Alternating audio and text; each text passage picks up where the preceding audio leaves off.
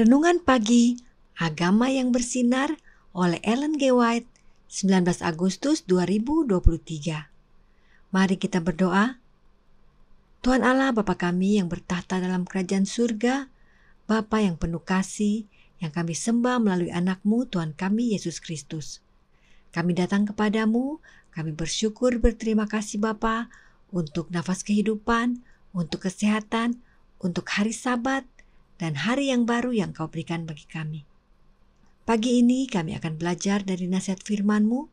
Biarlah Roh-Mu yang suci, yang Engkau curahkan kepada kami melalui anak-Mu, Roh Kristus, dapat tinggal dalam hati kami, agar dapat menuntun kami ke dalam seluruh kebenaran. Sehingga kami dapat mengerti firman-Mu, dan kami dimampukan untuk menghidupkannya dalam kehidupan kami sehari-hari.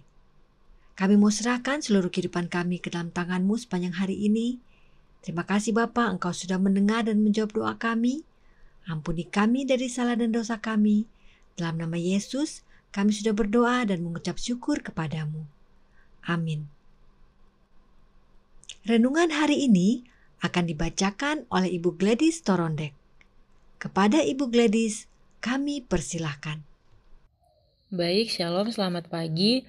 Bacaan Renungan Pagi tanggal 19 Agustus 2023 berjudul Tarik Aku dari Jalan Kejahatan. Ayat inti terdapat di dalam Amsal 2 ayat 12-14 yang berbunyi, supaya engkau terlepas dari jalan yang jahat, dari orang yang mengucapkan tipu muslihat, dari mereka yang meninggalkan jalan yang lurus dan menempuh jalan yang gelap, yang bersukacita melakukan kejahatan, bersorak-sorak karena tipu muslihat yang jahat. Sejak kejatuhan Adam, dunia telah menjadi biasa untuk berbuat dosa. Dikutip dari Testimonies for the Church, volume 6, halaman 129. Dalam hati yang belum lahir, baru ada cinta akan dosa dan kecenderungan untuk menghargai dan memaafkannya. Dikutip dari The Great Controversy, halaman 508. Lazimnya keinginan untuk berbuat dosa menunjukkan angan-angan jiwa. Setiap pemanjaan keinginan itu memperkuat kebencian jiwa kepada Allah. Rasa sakit karena kewajiban dan kesenangan dari dosa adalah tali yang digunakan setan untuk mengikat manusia dalam jeratnya. Dikutip dari Testimonies for the Church, volume 5, halaman 53. Dengan melihat, kita menjadi berubah, meskipun dibentuk menurut gambar penciptanya. manusia dapat mendidik pikirannya sedemikian rupa sehingga dosa yang pernah dibencinya akan menjadi menyenangkan baginya.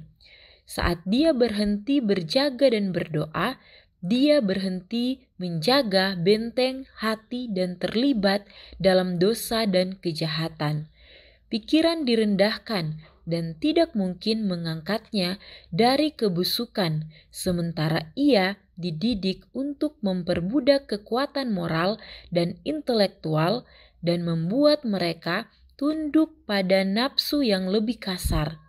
Perang yang terus-menerus melawan pikiran duniawi harus dipertahankan, dan kita harus dibantu oleh pengaruh kasih karunia Allah yang memurnikan, yang akan menarik pikiran ke atas dan membiasakannya untuk merenungkan hal-hal yang murni dan kudus. Dikutip dari Testimonies for the Church, volume 2 halaman 479. Roh Allah terus-menerus mempengaruhi pikiran manusia untuk mencari hal-hal yang hanya akan memberikan kedamaian dan ketenangan, sukacita surga yang lebih tinggi dan lebih suci. Kristus, Tuhan kehidupan dan kemuliaan, memberikan hidupnya untuk menebus manusia dari kuasa iblis. Juru selamat kita terus bekerja melalui pengaruh yang terlihat dan tidak terlihat untuk menarik pikiran manusia dari kesenangan hidup yang tidak memuaskan ini ke harta tak ternilai yang dapat menjadi milik mereka di masa depan yang baka. Dikutip dari Testimonies for the Church, volume 4 halaman 580. Demikian bacaan renungan pagi. Terima kasih dan Tuhan Yesus memberkati. Terima kasih atas penata layanan Ibu Gladys. Tuhan Yesus memberkati. Selamat pagi saudaraku dalam Tuhan. Selamat Sabat.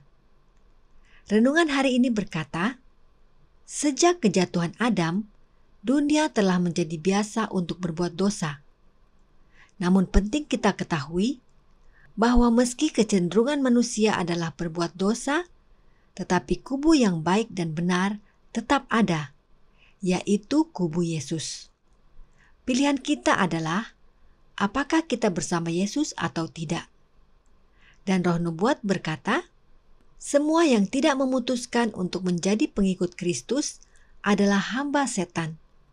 Dikutip dari Homeward Bound, halaman 339, paragraf kedua. Pilihan hanya dua, yaitu ikut Yesus atau menjadi hamba setan. Dan saat dikatakan bahwa dunia sudah menjadi biasa untuk berbuat dosa, artinya dunia sudah terbiasa menjadi hamba setan. Karenanya ada dua kelas di dunia ini. Alkitab berkata, dalam Lukas 21 ayat 34 dan 35, jagalah dirimu supaya hatimu jangan syarat oleh pesta pora dan kemabukan, serta kepentingan-kepentingan duniawi, dan supaya hari Tuhan jangan dengan tiba-tiba jatuh ke atas dirimu seperti suatu jerat. Sebab ia akan menimpa semua penduduk bumi ini. Ini kelas yang pertama. Kelas yang terbiasa menjadi hamba setan. Kemudian kelas kedua. Di dalam 1 Tesalonika 5 ayat 4 dan 5. Tetapi kamu, saudara-saudara, kamu tidak hidup di dalam kegelapan, sehingga hari itu tiba-tiba mendatangi kamu seperti pencuri, karena kamu semua adalah anak-anak terang dan anak-anak siang. Kita bukanlah orang-orang malam atau orang-orang kegelapan. Kelas kedua ini adalah pengikut Kristus yang adalah terang, dan karenanya para pengikut Yesus menjadi terang. Apakah maksudnya menjadi terang? Saat kegelapan paling gelap, terang karakter ilahi akan bersinar paling terang. Dikutip dari The Acts of the Apostles, halaman 431, paragraf kedua. Terang yang dimaksudkan adalah karakter ilahi dan para pengikut Kristus yang sejati yang memiliki karakter ilahi. Nah, oleh karena dunia ini sudah biasa dengan dosa, pekerjaan untuk memiliki karakter ilahi menjadi berat. Namun jangan takut. Roh nubuat berkata, pekerjaan itu akan sulit karena sejak kejatuhan Adam sudah menjadi kebiasaan dunia untuk berbuat dosa. Tetapi Kristus ada di medan aksi. Roh Kudus sedang bekerja.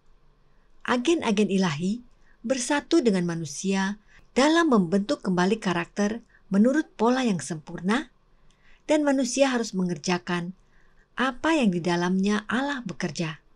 Dikutip dari Testimonies for the Church, volume 6, halaman 129, paragraf kedua. Mengapa Kristus yang ada di medan aksi, tetapi Roh Kudus yang bekerja? Karena Kristus bekerja oleh kehadiran Roh Kudusnya. Oleh karenanya, meski sulit, tetapi di dalam Kristus kita bisa menang. Itu sebabnya, judul renungan hari ini menyatakan seruan kita kepada Yesus untuk mengeluarkan kita dari jalan kejahatan dan tinggal di dalam Yesus. Renungan hari ini menyatakan yang serupa. Perang yang terus-menerus melawan pikiran duniawi harus dipertahankan. Dan kita harus dibantu oleh pengaruh kasih karunia Allah yang memurnikan, yang akan menarik pikiran ke atas dan membiasakannya untuk merenungkan hal-hal yang murni dan kudus. Dikutip dari Radiant Religion, halaman 233, paragraf kelima. Untuk lepas dari dunia dan bersatu dengan Kristus adalah suatu perang yang terus-menerus. Dan kita tidak bisa sendirian. Kita harus dibantu oleh kasih karunia Allah. Apakah kasih karunia Allah itu? Kasih karunia Allah adalah Yesus Kristus. Kita bisa baca dalam Yohanes 1 ayat 14 dan Roma 5 ayat 15. Dalam peperangan untuk memiliki karakter ilahi, kita dibantu oleh Yesus. Bagaimana caranya Yesus membantu kita agar memiliki karakter yang sempurna? Oleh kehadiran Roh-Nya, yaitu Roh Kristus. Ini adalah pekerjaan kita sebagai orang Kristen untuk membersihkan jubah karakter kita dari segala noda. Roh harus selaras dengan Roh Kristus. Kebiasaan harus sesuai dengan kehendak-Nya dalam penurutan akan persyaratannya. Dikutip dari Review and Herald, Juli 29, 1884, paragraf ke-14. Dan kita tidak bisa menurut kepada Kristus jika kita masih menjadi hamba setan. Karena itu, berserulah agar Kristus menarik kita dari jalan kejahatan dan menjadi satu dengan Kristus. Perhatikan renungan hari ini memberikan kekuatan kepada kita. Kristus, Tuhan kehidupan dan kemuliaan, memberikan hidupnya untuk menebus manusia dari kuasa iblis.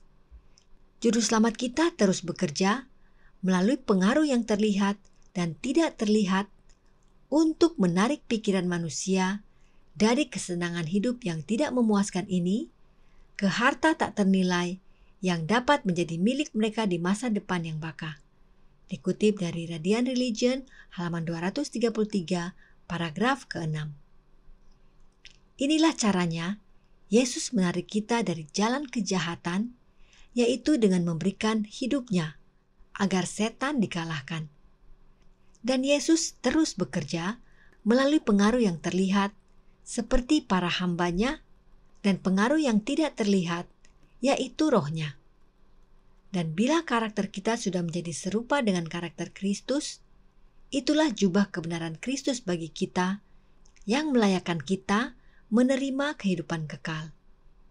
Tuhan memberkati, saya bawa dalam nama Yesus. Amin. Mari kita berdoa. Bapa kami yang bertata dalam kerajaan surga, Bapa yang pengasih, yang kami sembah melalui anak-Mu Tuhan kami Yesus Kristus. Kami bersyukur dan berterima kasih Bapa untuk firman-Mu yang sudah kami pelajari pada pagi ini. Kami membutuhkan kehadiran Roh-Mu yang Engkau curahkan kepada kami melalui anak-Mu Roh Kristus, agar kami dapat lepas dari dunia dan menang dari setiap pencobaan-pencobaan yang datang kepada kami. Kami membutuhkan Roh Kristus untuk menarik kami dari jalan kejahatan dan kami dapat bersatu dengan Kristus melalui Roh-Nya. Biarlah karakter kami dapat menjadi serupa dengan karakter Kristus, karena Roh Kristus hidup dalam kami. Tolong kami untuk menjadi saksi-saksi-Mu yang setia dan membawa jiwa-jiwa kepada Kristus. Kami mau serahkan seluruh kehidupan kami ke dalam tangan-Mu. Terima kasih atas berkat-Mu kepada kami. Ampuni kami dari salah dan dosa kami. Dalam nama Yesus, kami sudah berdoa dan mengucap syukur kepadamu. Amin.